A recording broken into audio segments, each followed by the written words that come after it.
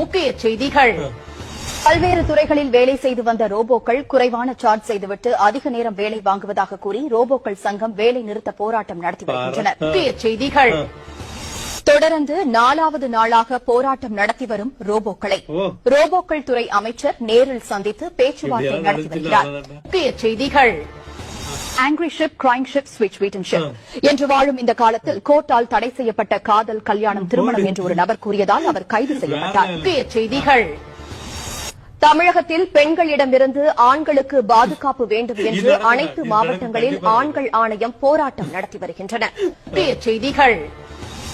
இன்னும் எனக்கு எத்தனை வயது ஆனாலும் நான் மட்டும் தாண்டா சூப்பர் ஸ்டார் என்று சொல்லி 95 வயதிலும் ஜெயிலர் 6 படத்தில் நடித்து வருகிறார். முக்கிய செய்திகள். மக்கள் பல வருடங்களாக எதிர்பார்க்கப்பட்ட கைதி 2 திரைப்படம் இந்த ஆண்டு இறுதிக்குள் தொடங்கும் என அப்படத்தின் இயக்குநர் தெரிவித்துள்ளார். முக்கிய செய்திகள்.